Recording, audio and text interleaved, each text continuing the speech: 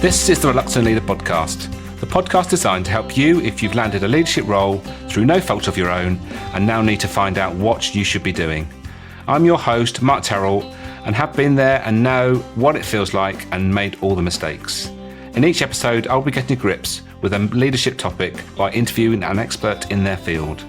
You'll find out why they do what they do and take away some top tips you can use to become a more confident leader.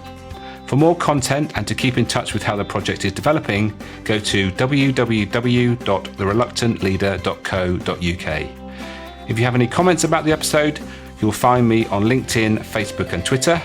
So let's crack on with the show. Today I'm talking to Sean Fergusson.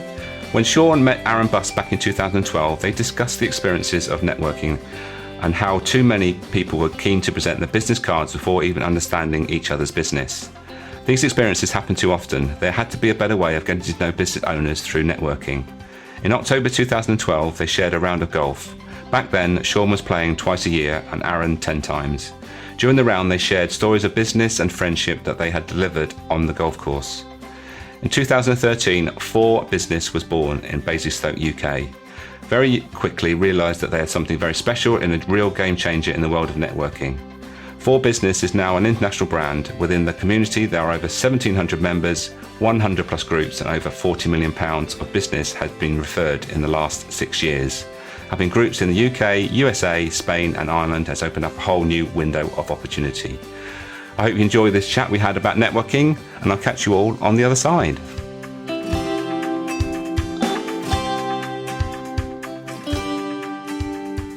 Sean, welcome to the Reluctant Leader podcast.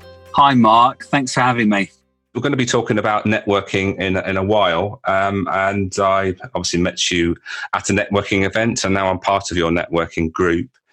But before we get into that, what I ask all my guests is, why do you do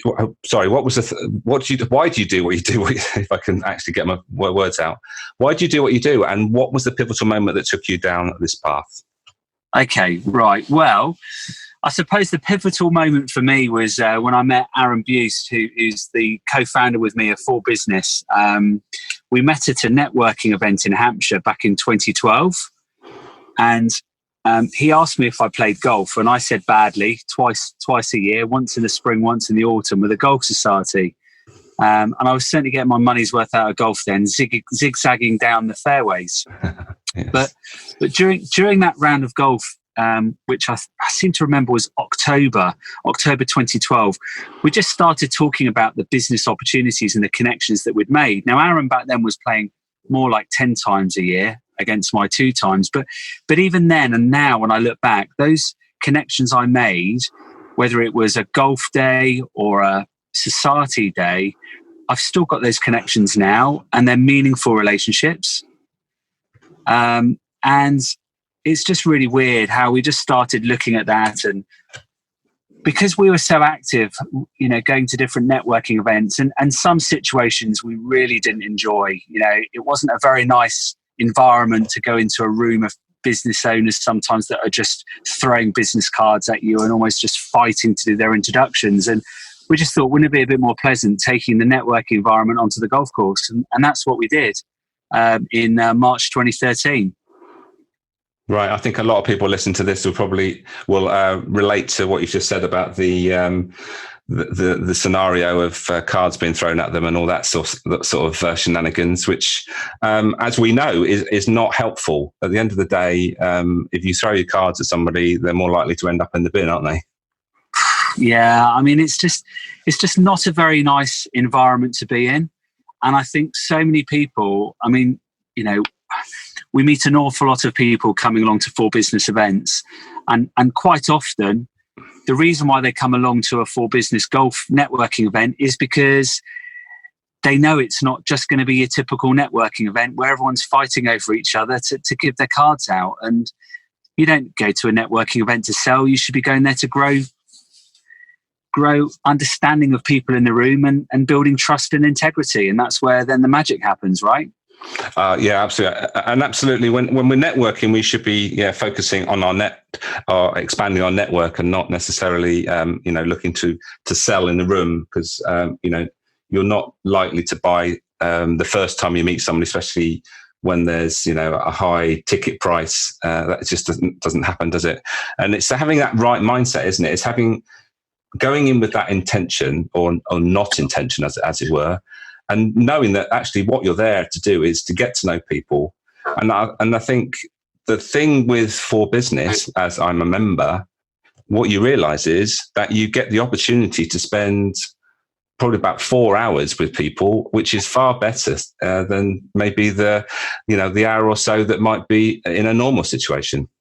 Okay, so I think there's two parts to what you've just said there, Mark. The first part is, unfortunately, I think a lot of people, before they really come along and get involved with For Business, if they haven't got too much networking experience, and there's lots of people out there, we've all been there.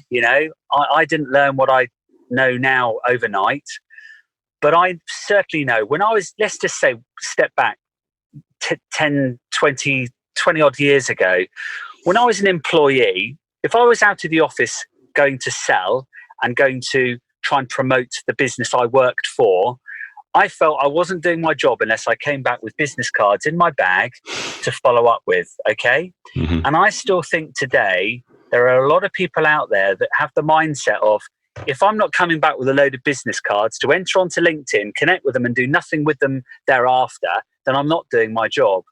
And you're absolutely right. By spending 4 hours on the golf course with someone, you really get to know them. And actually, you get to know whether you like them in the first place, whether you can trust them, whether you feel you can do business with them, or maybe whether you want to introduce them to your extended network as well. There's no way in a million years you can do that after having a business card shoved in your face and being told, come on, let's do some business, or I want you to introduce me to somebody within about 2 minutes of meeting someone. It just doesn't work like that. No, and that is the opportunity of playing golf, and we're not, we're doing something we enjoy doing. And the other thing I was going to mention is that, first of all, we like to do business and with people that we like and have something mutual in common with. And straight away, when you've got something like golf that you both enjoy, then straight away that puts you, in a more comfortable position, doesn't it? It's just such a nice, relaxing environment. Even if you're having a bad round of golf, it's a brilliant office for 4 hours, and it's just really interesting how you can dive even deeper into who you want to play with, and once you come along to a group meeting, or you've identified another member somewhere else in the world that you want to play golf with, you've identified that synergy, and then you can really unravel opportunities with them like you said, over 4 hours of golf, rather than having to waste a lot of time trying to get to know somebody in a normal networking event. Yeah. So how long did it take you to come up with the format then? Was it something that you have tried and tested over some time, or was it something that sort of fell into place almost like straight away? We knew that we wanted to try and create something a little bit different than just your typical golf society or your typical networking environment. And what we tried to do is give somebody a real need and a want to come and get involved, and they knew that they could actually justify being out of the office for 4 hours, but it's actually longer than 4 hours, because you've got an hour's networking beforehand, then your 4 hours of golf, and then we really encourage everybody to hang around afterwards. So you are looking at 3/4 of the day. So For Business really does only appeal to business owners that, have an infrastructure behind them that will allow them to grow their business for 3/4 of the day once a month. And it was really important to us that by creating the right environment, people would want to hang around and would want to join and would want to generate business opportunities with each other. So we had to really think that through. And I think we've got it right now. There are still some teething things that we need to look at from time to time. But generally speaking, when you've got anything between 20 and 80 people in a room, and those introductions are going round and people are making notes, the opportunities are vast. And we just always want to keep focused on, it is all about the business opportunities. Yes, members have got over 100 courses to play on around the world now, but if you just focus on the business aspect, you can just generate so much business for yourself and your extended network. And it's being clear about what you do, isn't it? We do still get the opportunity to have our 1 minute sort of pitch, and it's important to be clear on who you want to talk to, because there are so many people in the network that people can connect you with, isn't it? That's the thing. There are. I've heard an awful lot of introductions, some great ones, some that definitely need polishing.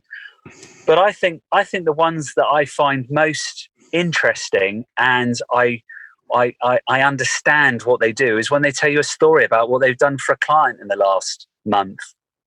I think that's one of the easiest ways to give a great example of what you do within your business and the added value you offer to your customers. And I don't know if you've seen this, Mark, but often when people start talking about their business, they really stand proudly and they're really passionate about what they're doing and how much they love what they're doing. And that's really infectious to the room. And I think the lovely thing is, if anyone's in business and they are offering a service or a product or whatever it is for a customer, I think the minute you start talking about something you're really proud of that you've done for a client, it comes across so well. And you don't have to then, it's not selling, you're just naturally being a great person and sharing how much you love about what you're doing in life, and people really do get drawn towards that. I see that very often. No, it's interesting you just mentioned story there, actually. And that is something that comes up so often. We've talked about it on one or two of the other podcasts. And when people get a bit, unclear about their marketing, and if they always do, like you say, go back to their story and tell a story about how they helped a client, or the story of how they started the business and what was behind it, those things really resonate, don't they? They really do.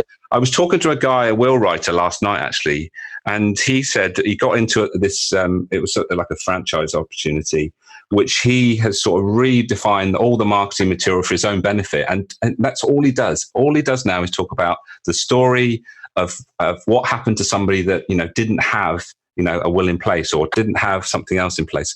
And that's what resonates. It's not actually what, or how we do things. Most people are more interested in why we do things, aren't they? Absolutely. And you really do buy into a story. It's got to be real. You can't make it up. But, everyone in business must have a compelling and meaningful story that they've done something they're very proud of for a client in the last 6 months, or something that a client didn't do, but they helped them out at the end of it. But I think the other really important factor as well, when you are doing your introduction, is to make it really easy for the room to refer business to you. And I've seen members do that in two ways. Number one, they actually address the room as good morning sales team.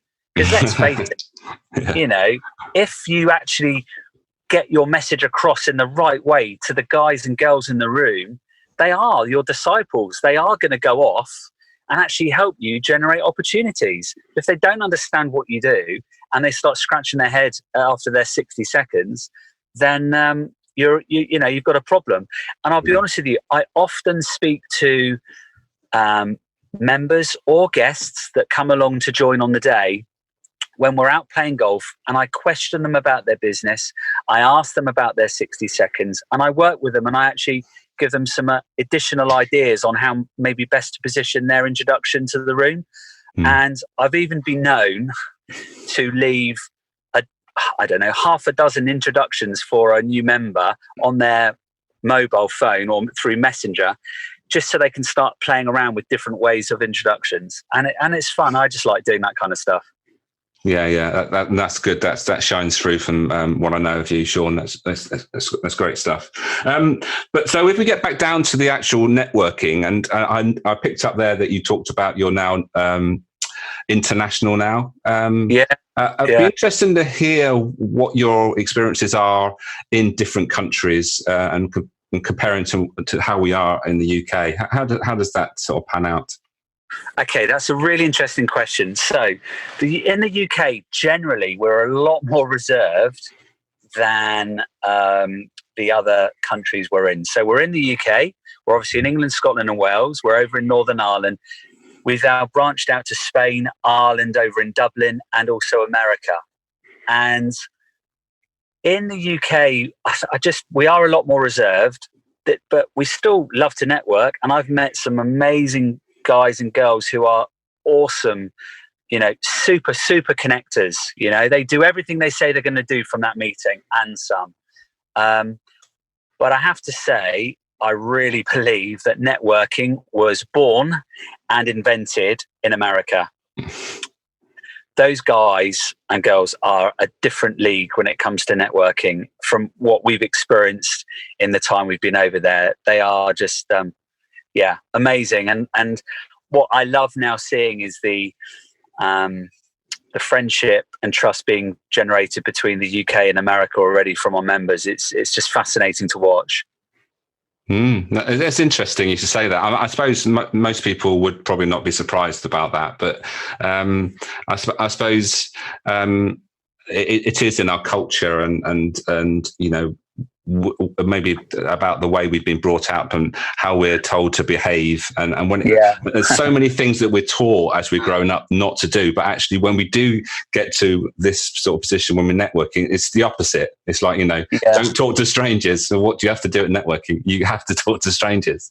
Yeah, God, that's a really interesting point about not talking to strangers when you're a child. I mean, fortunately, my mother, my mother and father, they brought me up in a way to just, get out there and get on with it kind of thing, if you like. And I've always spoken to strangers from a very young age. And I almost give myself a bit of a competition sometimes, like a personal competition, where I go and talk to somebody for the first time, even out of a for business environment, and try and get to know them and try and understand the challenges that they've got in their business, and try and find some common denominators between us. And I'm not just trying to go for the whole golf in here and get a member out of it, but it's fascinating. I was at a party last Saturday, and I just got talking to one of the ladies there with my wife, and we realised that somebody that we met in Spain, who now we stay hugely in contact with, they've got a lovely family, they're best mates. And, I wouldn't have found that out unless I'd have said, so where do you live and where do you go? What do you do for a living? And, all of those different questions that you start to ask people. And then you can start to, really, put the puzzle together. And it's fascinating. When you start to put that puzzle together, you are really creating opportunities for your network. It's amazing. It really is. It sounds like you're always networking, Sean. I don't stop. But you know what? Is it networking or is it just being nosy? I don't know. I mean, I just, I just really like to meet people. I like to meet interesting people that are like-minded, that have been there and done it, or on their journey to get there, whatever it might be. It's just fascinating. Everyone's got a different story, Mark, and I really just enjoy listening to them. And I've certainly taught myself, listen and don't do so much talking, although this probably interviews the other way around, isn't it? I'm sorry. well, it's all about, it is your opportunity to talk. So I wouldn't beat yourself up about that, Sean. Okay. I always remember now, have you seen the film which comes out every Christmas, It's a Wonderful Life? Yes, I have. Yeah. And if you think about the principle is that, we go along thinking that we're not really making any difference. But when that film really shows that actually we're all making a difference by everyone we meet, just by helping people, interacting with them, guiding them, all those things are going on all the time. And that's what happens in a networking environment, isn't it? And you never know actually what you've done, said, or likewise that has helped that person or pushed them in a certain direction, which is hopefully the right direction. So, wow, that's a topic and a half. So, unfortunately for a lot of people, they go into a networking environment, they meet great people, they make a few introductions, they don't necessarily agree or set out with the person they're going to start referring business to or start engaging with and creating those opportunities. They don't necessarily maybe set out and say, look, I'm going to really try and help you and generate some opportunities. But what would be really helpful for me is when you ever hear this keyword or this phrase, would you think of me? And what happens, Mark, is during that journey, they start referring 3, 4, 5 bits of business or introductions to that person. And when they don't get anything back, they start falling out of love with referring and making further introductions to other people. And that's a real shame, because I was probably one of those people a long time ago where I thought, you know what, I've seen nothing back from that, not even a thank you email. And then you hear that the business has been written and you think, oh God, okay, well, that's obviously how they rock, and that's fine. But don't ever fall out of love by introducing people. Be passionate about it. It does make a hell of a difference. But there's one thing I would really recommend, and that is this. When you see a synergy between two people, because you can see that they could work together, more often than not, they've already got a relationship with somebody else, another party, and they're already doing that business. So you might think to yourself, well, it's no good me introducing them to that person because they've already got a relationship with somebody in that industry. So it's going to be a waste of time. Please don't ever make the decision it's a waste of time to actually create something that could be incredibly special between two people. And I always will introduce people when I see synergies, regardless of whether there's actually an opportunity at the end of it. I make that synergy.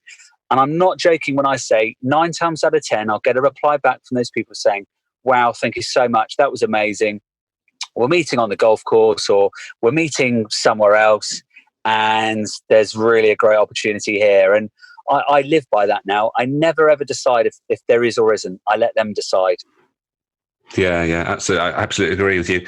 And it wasn't an intention of this podcast when I started it, but even doing something like this is that people are connected, and I've had different guests that have come on that have heard each other and now they're working together, and all those synergies that are going on just really makes you feel as if actually you're making a difference. And I think for me, that's one of the things that drives me. Making a difference is really important to me, and I'm sure it is for a lot of people. And if you think to yourself, well, if I can make a difference, ultimately, that's going to come back to me. It's just bound to, isn't it? That's what you're saying. And, you've got to do it from the right place, not expecting it, but synergy does eventually happen anyway. Yeah, no, absolutely. And, it's a flattering thing when people go on record to thank you for what you're doing. And Aaron and I work relentlessly hard.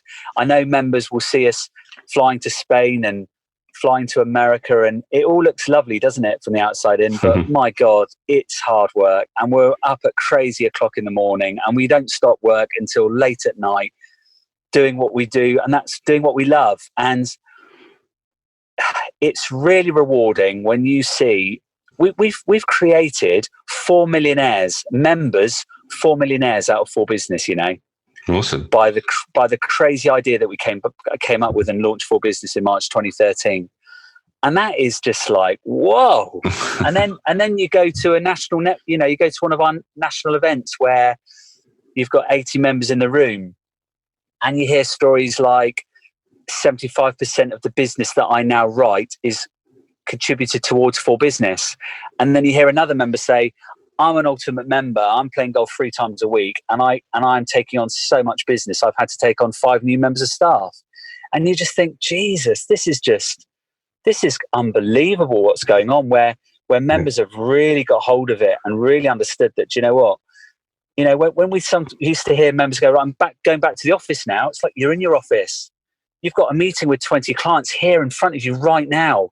Get on and do it and get that business and make it all happen, right? Yeah, absolutely.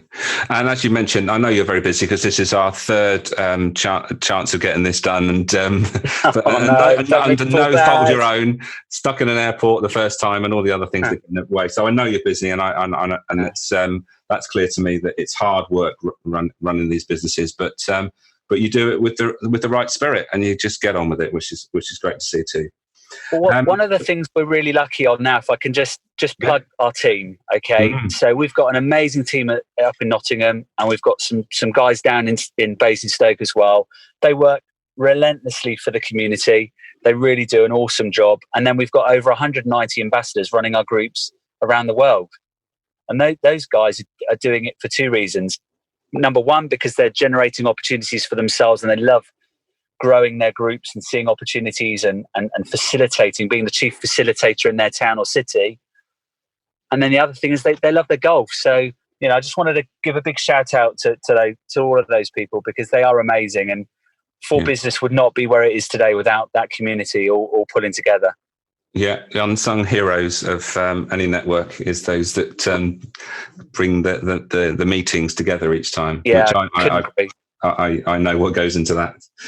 Sadly, Sean, it's the time is running out, and it's come to that point where we need to sum up what we've been talking about and leave the listeners with some top tips. We normally leave it at 3, but if there's more than 3, then be my guest. So, what would those tips be? Okay, so my number one tip, Mark, would be follow up.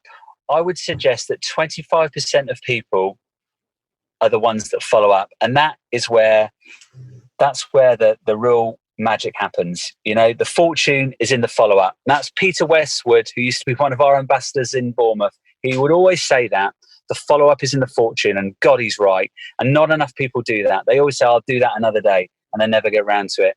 The second tip would be, do not go into a room to sell. Go into a room on behalf of your extended network and help facilitate opportunities for your wider network first. It comes back to you tenfold, and I do it all the time. Third tip, when you walk into a room, go and talk to people you don't know rather than ones you do. There's nothing worse than going into a room of 20 plus people and 3 of them, and you just immediately just magnet yourself over to them. You've just wasted your day. Go and talk to people you don't know. And I'm going to be really cheeky and ask to give four tips. Go on then, I'll let you. All right, cool. Don't rush off. Plan to be there for the entire time of the event. Treat it as a meeting and arrange one-to-ones while you're there. Arrange to go and see the people in the room's businesses, understand their business, and then you can help refer business to them. And then other things will happen for you while you're there. You might even see some opportunities where you can help them as well. But don't rush off. Plan your day and book out the entire day. Brilliant. Thanks, Sean. Extra value there, and not surprisingly. Thank you so much for your time today. I know you're really, really busy, as you said, and I really appreciate it. And you've given great value. So for now, until I see you on the golf course, I will say thank you for your time. Thanks, Mark. I really enjoy listening to your podcast, and I'll see you very soon. Take care.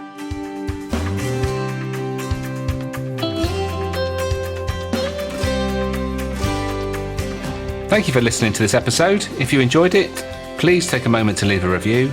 Don't forget to check out the Reluctant Leader project at www.thereluctantleader.co.uk. Make a note to start, stop, or continue doing whatever struck a chord in this episode.